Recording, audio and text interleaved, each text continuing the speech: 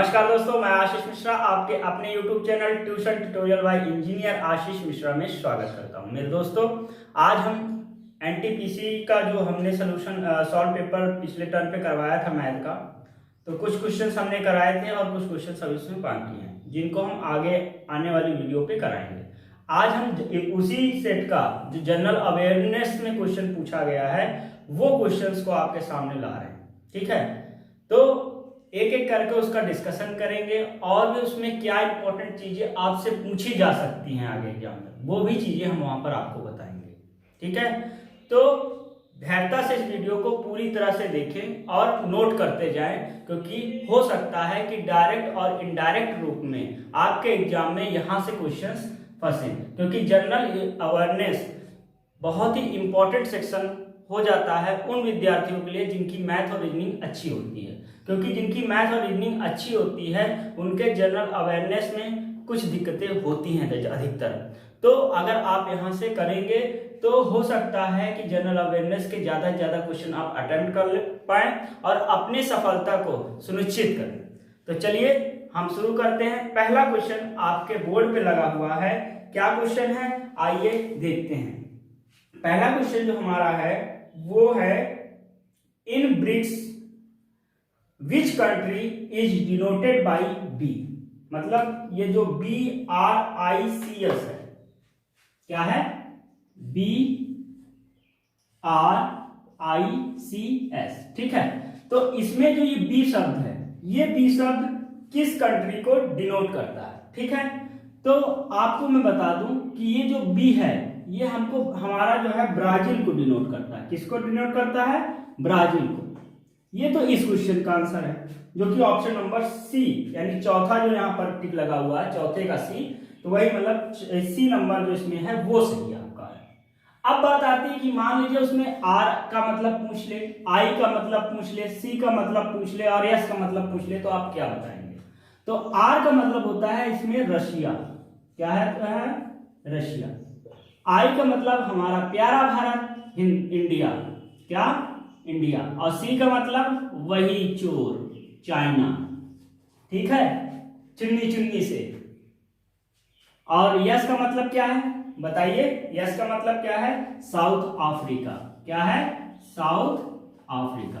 ठीक है दोस्तों, तो अब आपको इसमें से किसी का भी नाम पूछ ले, तो किसी भी लेटर का मतलब पूछ ले कि किस कंट्री से डिनोट करता है, तो आप बता ले जाएंगे। बी का मतलब ब्राजील, आर का मतलब रशिया, आई का मतलब इंडिया, सी का मतलब चाइना, यस का मतलब साउथ अफ्रीका। ठीक है दोस्तों, तो ये रहा हमारा पहला क्वेश्चन। अब हम लोग दूसरे क्वेश्चन की ओर चलते हैं। दूसरा क्वेश्चन हमारा है, what was the name of Maharana Pratap horse. मतलब महाराणा प्रताप जी जो थे उनके घोड़े का क्या नाम था? पहला बुलबुल, दूसरा चेतक, तीसरा हयाग्रीवा और चौथा बादल। क्या नाम था बताइए, कमेंट सेक्शन में लिखिए। नहीं पता? देखिए, उनके जो घोड़े का नाम था वो था चेतक। उनके घोड़े का नाम क्या था? चेतक नाम था। ठीक है दोस्तों, अब हम लोग अगला क्वेश्चन देखते हैं। अगला क्वेश्चन हमारा जो है वो है कि who is thought to have invented the thermoscope. Thermoscope को किसने इन्वेंट किया था? तो पहला गैलीलियो और गैलीली, उसके बाद हमारा है कॉपरनिकस, और उसके बाद है इसाक न्यूटन, उसके बाद जे केपलर। तो इसमें जो हमारा आंसर है वो गैलीलियो गैलीली है। इन्होंने थर्मोस्कोप का आविष्कार किया था। अब नेक्स्ट क्वेश्चन हमारा है वो ये है, who is a hacker. Who is hacker. आपका सारा प्रश्न हमारे बोर्ड पे लगा हुआ है, आप वहां से देखिए और पहले आंसर देने का प्रयास करिए। ठीक है, तो हु इज अ हैकर, कौन हैकर होता है? ठीक है, तो पहला ऑप्शन जो इसमें ए है, a person who sells good in the street. मतलब कि जो सड़क के किनारे सामानों को बेचते हैं वो नहीं, ये हो ही नहीं सकता, वो हैकर कैसे होंगे? A person who use computer to gain unauthorised access to data. ये वाला सही है, क्योंकि हैकर का मतलब होता है कि वह व्यक्ति जो कंप्यूटर से जो हमको चीजें जो हमको अथॉराइज नहीं है निकालना, वो चीज वो हैक कर लेते हैं। तो यही हमारा बी वाला ऑप्शन सही है। सी हमारा क्या, person who only sell computer online, ये गलत है। A person who record phone sell, ये भी हमारा गलत है। अब उसके बाद हम अगले क्वेश्चन की ओर चलते हैं। अगला क्वेश्चन क्या है, arteries carry blood that is filled with, मतलब इसमें जो कैरी ब्लड को कैरी करता है तो इसमें क्या भरा होता है, इसमें पहला ऑप्शन है ऑक्सीजन, दूसरा कार्बन डाइऑक्साइड, तीसरा टॉक्सिन्स और जो फोर्थ ऑप्शन है वो लिपिड्स। तो इसमें पहला इसका आंसर जो होगा वो ऑक्सीजन जो है वो करेक्ट आंसर है, ऑक्सीजन होता है। ठीक है, अब आगे हम लोग चलते हैं। अगला क्वेश्चन क्या है, which of this is not a memorial to a dead person. ठीक है, ये इंपॉर्टेंट क्वेश्चन है, इसको जरा एक एक बार ध्यान से पढ़िएगा कि कह रहा है कि कौन सा इसमें जो चार ऑप्शन दिए हुए हैं, इन चार ऑप्शन में कौन सी ऐसी चीज है जो मरे हुए व्यक्ति के इस मतलब की याद में नहीं बनाया है। तो पहला हमारा जो है वो बीबी का मकबरा है। ऑप्शन में क्या है, बीबी का मकबरा, बीबी का मकबरा। दूसरा हमारा जो है, अब बीबी के मकबरा के बारे में पहले ध्यान से समझ लीजिए क्या होता है। बीबी के मकबरे में पहली बात जो है ये औरंगाबाद में है। कभी कभी ये भी पूछ लेता है कि बीबी का मकबरा कहां पर है, तो आप क्या बताएंगे, आप बताएंगे कि ये औरंगाबाद में है। कहां पर है, औरंगाबाद में। और औरंगाबाद कहां पर है, वो महाराष्ट्र में है। कहां पर है, महाराष्ट्र में है। और महाराष्ट्र कहां पर है, ये तो आप लोग जानते ही हैं, भारत में है। ठीक है, तो भारत के महाराष्ट्र शहर के औरंगाबाद में बीबी का मकबरा है। पहली बात ये बना, मतलब ये जो है हमारे जो मुगल एम्परर थे, कौन, औरंगजेब भाई। तो औरंगजेब जी जो थे वो अपनी पहली और मुख्य पत्नी की याद में इसको बीबी का मकबरा बनाए थे, और उनके पत्नी का नाम था दिलरास बैनू बेगम। क्या था, दिलरास बैनू बेगम नाम था। तो उनकी याद में उन्होंने बीबी का मकबरा बनवाया था। ठीक है दोस्तों, कोई दिक्कत, तो ये बीबी के मकबरे के बारे में कहानी थी। तो यानी ये वाला ऑप्शन तो हो नहीं सकता, क्योंकि ये तो किसी के याद पे ही बनवाया गया था। अब दूसरा हमारा ताजमहल। ताजमहल को कौन नहीं जानता है, सब लोग जानते हैं। ताजमहल हमारा कहां पर है, ताजमहल हमारा जो है वो पहली बात तो आगरा में है। और आगरा कहां पर है, आगरा में है। और इनके मतलब कि ये जो ताजमहल है वो यमुना नदी के किनारे है, ये भी जानते हैं। ठीक है, और ये हमारे जो मुगल एम्परर शाहजहां जी थे वो अपनी बेगम मुमताज महल के याद में इसको बनवाए थे। तो ये भी ऑप्शन हमारा क्या हो गया, गलत हो गया। अब उसके बाद सी हमारा है चार मीनार। क्या है, चार मीनार। ठीक है, जो चार मीनार है ये कहां पर है, ये पूछा जाएगा। तो चार मीनार हमारा जो है वो हैदराबाद में है। कहां पर है, हैदराबाद में। ठीक है, कहां पर है, हैदराबाद में चार मीनार है। और ये जो चीज है ये हैदराबाद में है, और ये किसी की याद में नहीं बनवाया गया था। ठीक है, तो यही वाला ऑप्शन हमारा सही है। अब फिर ये चौथे ऑप्शन पे भी डिस्कशन कर लें। चौथा ऑप्शन जो है हमारा क्या है, इत्मद उद दौला। ठीक है, क्या है, इत्मद उद दौला। ठीक है, ये क्या था, ये भी हमारा किसी की याद में बनाया था। किसकी याद में बनाया गया था, जो हमारी नूरजहां जी थी। नूरजहां ने अपने पिता की स्मृति में आगरा में यमुना के किनारे उनका एक मकबरा बनवाया था। वही हमारा उसको उस मकबरे का नाम क्या, इत्मद उद दौला। ठीक है, समझ में आ गई बात। तो इसका ऑप्शन कौन सा सही है, सी वाला ऑप्शन इसका हमारा सही है। तो अब हम लोग अगले क्वेश्चन की ओर चले। अच्छा पहले रब कर ले, ऐसा कह रहे हैं क्या, लीजिए रब कर दिए। ठीक है, अब उसके बाद हमारा अगला क्वेश्चन क्या है, आप देख सकते हैं कि स्क्रीन पर लगा हुआ है। क्या है, in which state in Kerala famous for its Buddhist cave located. तो मेरे दोस्तों आप देख सकते हैं कि वहां पर बुद्धिस्ट केव हमने लगा दिया है स्क्रीन पर। आप क्वेश्चन के नीचे देखिए, बुद्धिस्ट केव आपको दिख रहा है, तो ये बुद्धिस्ट केव है। अब ये कहां पर लोकेटेड है? ये महाराष्ट्र में लोकेटेड है। कहां पर है? महाराष्ट्र। तो आप देख सकते हैं कि आपके ऑप्शन में भी, कहां पर? आपके ऑप्शन में भी हमारे क्या ऑप्शन क्या है? महाराष्ट्र है, उत्तर प्रदेश है, उत्तराखंड है, मध्य प्रदेश है।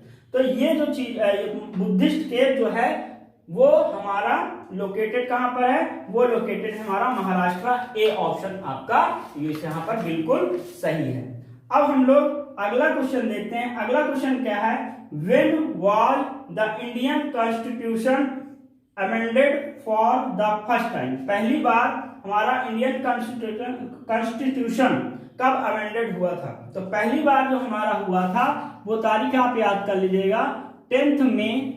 कब? 10 मई 1951 में। 10 मई 1951 में क्या हुआ था कि पहली बार हमारा Indian constitution amendment for the first time, ठीक है, पहली बार हुआ था। तो यहां पर कौन सा ऑप्शन होगा? 1949, 1951, 1952, 1953। तो इसका आंसर क्या है? 1951 यानी कि बी। अब दोस्तों एक बात और ध्यान रखिए कि कभी कभी एग्जाम में ये क्वेश्चन भी पूछ सकता है कि 101 यानी 101th अमेंडमेंट क्या था? वो हमारा जीएसटी बिल पे, यहां से क्वेश्चन आ सकते हैं, इसलिए GST bill commission, GST bill provision, sorry commission नहीं, ठीक है। पहला हमारा ये है। और 102 क्या है?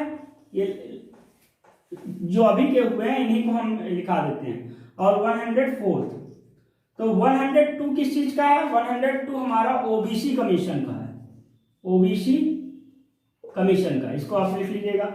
और 103 हमारा किस चीज का? रिजर्वेशन, जो 10% ईडब्ल्यूएस को रिजर्वेशन मिला है, reservation of 10% to EWS candidates. और उसके बाद जो फोर्थ हमारा है, वो फोर्थ हमारा क्या है कि जो एससी एसटी रिजर्वेशन था, SC ST reservation duration increase किया गया है। एससी एसटी रिजर्वेशन ड्यूरेशन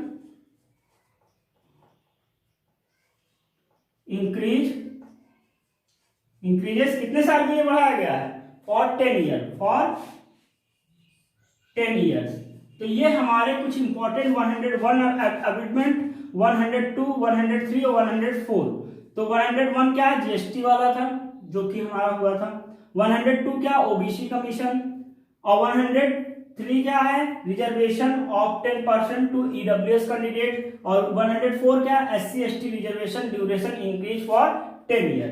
तो ये आपका इसके बाद वाला क्वेश्चन था। अब इसके बाद कौन सा क्वेश्चन है आइए देखते हैं।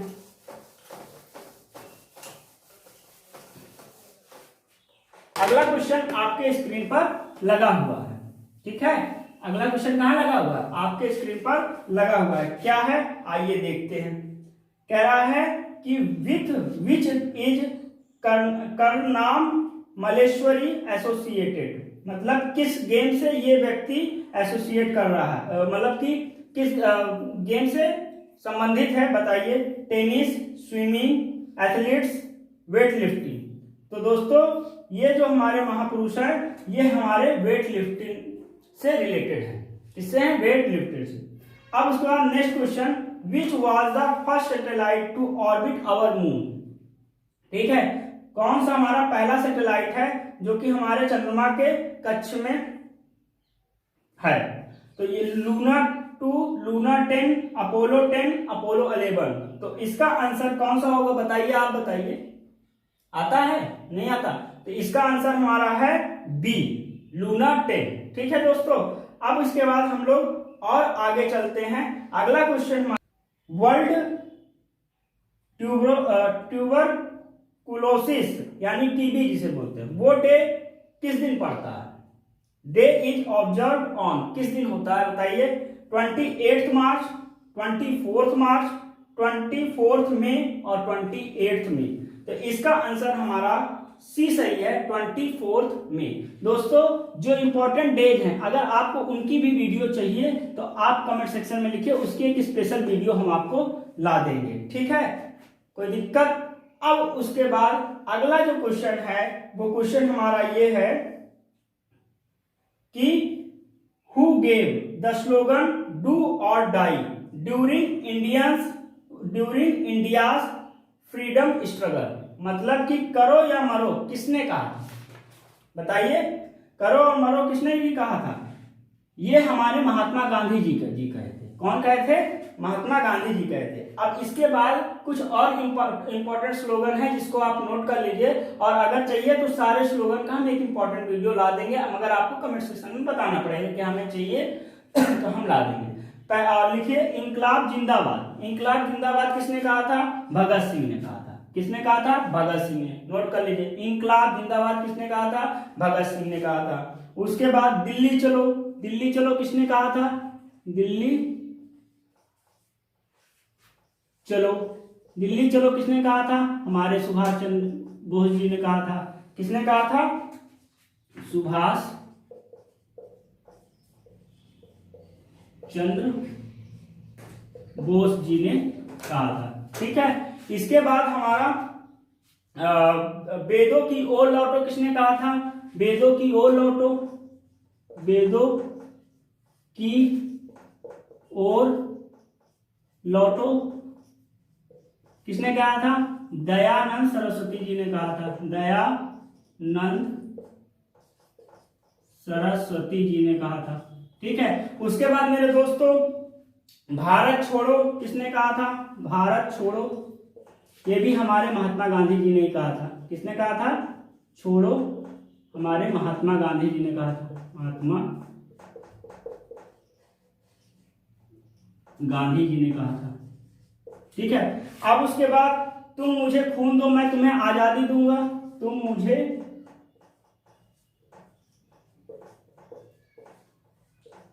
खून दो मैं तुम्हें आजादी दूंगा। ये किसने कहा था? बताइए किसने कहा था ये चीज? ये भी हमारे सुभाष चंद्र बोस जी ने कहा था। किसने कहा था? सुभाष चंद्र बोस जी ने कहा था। इंकलाब जिंदाबाद किसने कहा था? भगत सिंह ने कहा था, ठीक है। तो और भी इंपॉर्टेंट स्लोगन है जिनको हमको आपको बताना है। अगर आपको चाहिए तो कमेंट सेक्शन में लिखिए। हम पीछे हटे जा रहे हैं, इसका आप स्क्रीनशॉट ले लीजिए, उसके बाद फिर हम अगले क्वेश्चन को चलते हैं। तो दोस्तों इसको आपने नोट कर लिया होगा, हम इसको रफ कर दे रहे हैं।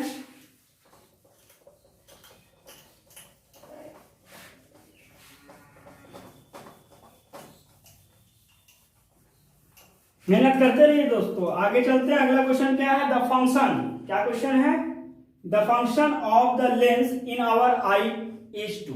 मतलब हमारे आंख में जो लेंस होता है उसका कार्य क्या होता है? पहला, कवर द आइस, आइस को कवर करने का, गलत है। Send message of image to the brain, ये भी गलत है। उसके बाद प्रोटेक्ट, डी जो ऑप्शन है प्रोटेक्ट आई फॉर इंजरी, ये भी गलत है। तो सही ऑप्शन क्या है? जो हमारा लेंस होता है वो हमारे फोकल डिस्टेंस को जो है चेंज करता है। Change the focal distance of the eye, जिससे इमेज हमारा रेटिना पे जाकर बन सके। तो फोकल डिस्टेंस को क्या करता है? एडजस्ट करता है, ठीक है। तो इसका आंसर क्या होगा? आंसर इसका ऑप्शन नंबर सी हमारा सही होगा। अब हम लोग अगले क्वेश्चन की ओर चलते हैं। अगला क्वेश्चन हमारा क्या है? अगला क्वेश्चन है की ओर चलते हैं। अगला क्वेश्चन हमारा क्या है? In India who is the executive head of the state. तो भारत में जो एग्जीक्यूटिव हेड ऑफ स्टेट किसे बोलते हैं? पीएम को यानी प्राइम मिनिस्टर को, द प्रेसिडेंट को राष्ट्रपति को बोलते हैं, कि the chief justice of supreme court को बोलते हैं, या गवर्नर, द गवर्नर को बोलते हैं। तो जो हमारा एग्जीक्यूटिव हेड ऑफ स्टेट होता है वो हमारे प्रधानमंत्री जी होते हैं, और इनका ऑप्शन नंबर ए हमारा सही है, ठीक है दोस्तों। कोई दिक्कत, कोई परेशानी? अब उसके बाद हम लोग अगले क्वेश्चन की ओर चलते हैं, और अगला क्वेश्चन हमारा क्या है कि इन 2014 the dash Lok Sabha was elected. तो दोस्तों वो हमारी जो लोकसभा थी वो हमारी 16वीं लोकसभा थी। क्या थी? 16 थी। तो दोस्तों ये तो पुराना है, क्योंकि ये पेपर पुराना है। और इस बार क्या आ सकता है, इस बार जो अभी लेटेस्ट हुआ था 2019 में। कब हुआ था? 19 में नहीं, तो 19 में, हाँ 2019 में अब लोकसभा का इलेक्शन हुआ था। तो उस समय वो कौन सी इलेक्शन है, वो अभी 16 थी, उसके जस्ट बाद वाली है, तो 17th हो गई। तो याद रखिएगा कि इन 2019 17th लोकसभा वाज इलेक्टेड। इसको आप लिख लीजिए।